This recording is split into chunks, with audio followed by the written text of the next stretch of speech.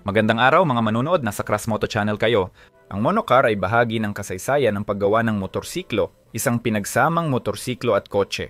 Matagal nang sinusubukan ng mga inhinyero at taga-disenyo gumawa ng dalawang gulong sasakyan na pinagsasama ang simpleng disenyo ng motorsiklo at ginhawa ng kotse.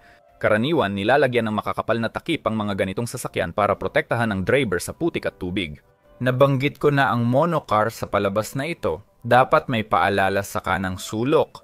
Sa episode na ito, gusto kong mas detalyadong ikwento ang tungkol sa natatanging motorsiklo na Dalnik at sa Czech na inventor na lumikha nito, si Jan Andrele. Magandang panonood.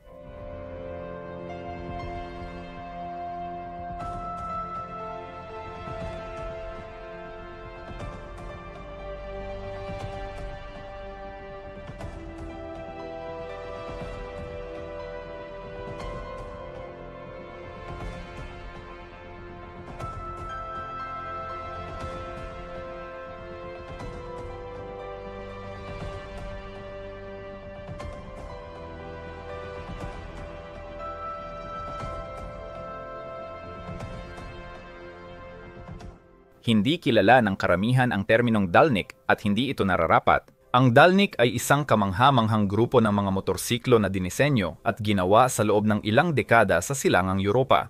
Isang tinatawag na matalinong hybrid ng motorsiklo at kotse na pinagsasama ang mga kalamangan ng pareho. Sa pinakamababa, sa teorya, ang Dalnik ay hindi talaga pangalan ng isang particular na modelo, kundi pangalan ng isang klase ng sasakyan na ibinigay dito ni Jan Andrele. Ang salitang ito ay tumutukoy sa sasakyang ginawa para sa malalayong komportableng biyahe. Ang Dalnik ay kahawig ng Dalnici na sa Czech ay ibig sabihin ay highway o expressway. Si Jan Andrele ay ipinanganak noong 1900 sa Vyshkov malapit sa Brno. Pagkatapos ng unang digmaang pandaigdig, inugnay ng binata ang kanyang sarili sa aviation. Una siyang natutong maging piloto at makalipas ang ilang panahon ay nahilig siya sa pagdidisenyo at nagtrabaho sa isang pabrika ng eroplano. Pumasok sa isip niyan ang ideya ng istrukturang ito noong dekada 30 ng nakaraang siglo. Sa pagtatapos ng dekada 30, itinayo niya ang unang gumaganang halimbawa. Ang monocar na may makapal na takip ay kinabitan ng makina mula sa yawa minor na kotse. Ito ay isang 616cc na dalawang stroke, dalawang silindrong inline na makina na may lakas na 11.5 kabayo at may 3 bilis na transmission. Ang Dalnik ay 3 tuldok 75 metro ang haba, 1 tuldok 2 metro ang lapad at may bigat na 375 kilo, umaabot ito ng 120 km/h ang bilis. Noong early 1940 nagtrabaho si Andrele sa Zbrojovka Brno Armas Fabrika. Dito niya nagkaroon ng pagkakataon na gawing realidad sa metal ang isa pang prototype. Itinatag noong 1918 ang pabrikang ito ay gumagawa ng armas at sasakyan. Mula 1924 hanggang 1936 dito rin ginawa ang mga kotse. Nang magsimula ang ikalawang digmaang pandaigdig, puspusang gumawa ng armas para sa Wehrmacht ang pabrika. Ang Zbrojovka Brno ay hindi nakaranas ng mga problemang pinansyal sa panahong ito at bukod sa paggawa ng armas sa kinakailangang dami, mayroon ding departamento ng pag-unlad dito. Dito, ang mga inhinyero ay nagsikap sa iba't ibang prototype at konsepto. Noong 1942, isa sa mga prototype ay ginawang military version ng Dalnik na motorsiklo. Maaring mukhang hindi pa buo ang makinang ito pero hindi iyon totoo. Ang kakaibang ayos at itsura ay maaring makalito pero sa technical na pananaw, ang Dalnik ay isang motorsiklo. Ito ay nilagyan ng isang silindrong makina na may 250cc at may lakas na 9 na kabayo. Ang balangkas na may kakaibang disenyo ay nakasandal sa maliliit na gulong, kapansin-pansin ang mga upuang parang sa kotse at ang manibela. Sa kabila ng tila mabigat nitong itsura, ang prototype na ito ay may bigat na humigit kumulang 120 kilo. Ginawa ang mga motorsiklong ito noong 1942 para sa pagsubok sa kalsada. Hindi naging interesado ang mga militar sa kakaibang disenyo.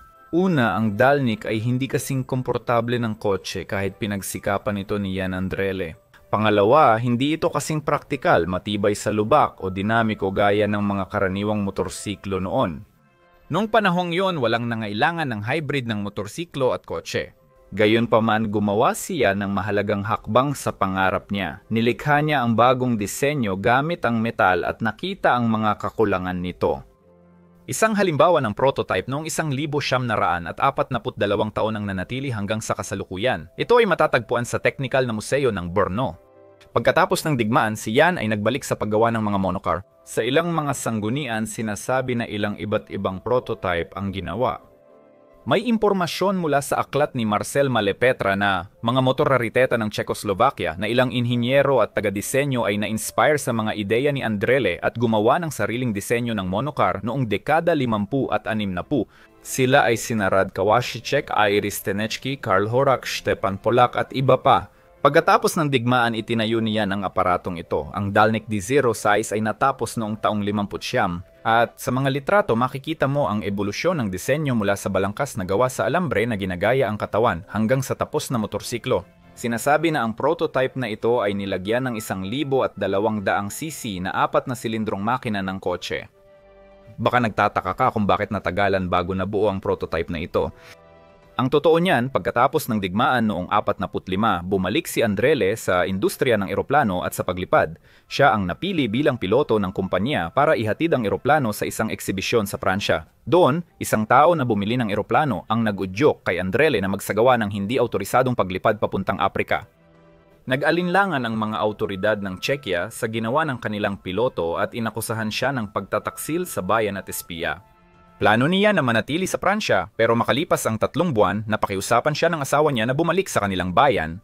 Pagbalik nila sa bayan, agad nakulong si Andrele sa pasilidad.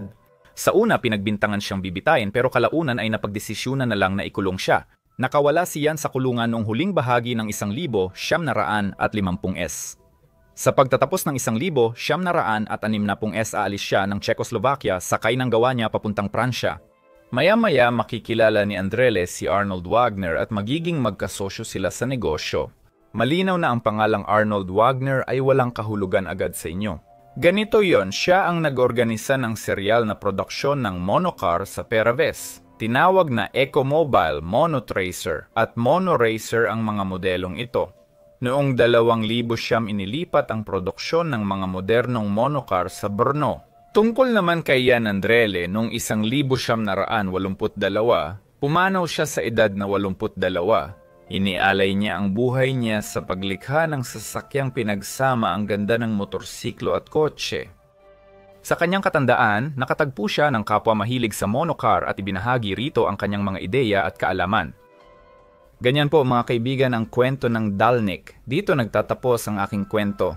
Maraming salamat sa inyong panonood, pati na rin sa inyong aktibidad sa channel sa pamamagitan ng pag-share, pag-komento at pag-subscribe. Kasama niyo ang channel na Krasmoto hanggang sa muli nating pagkikita.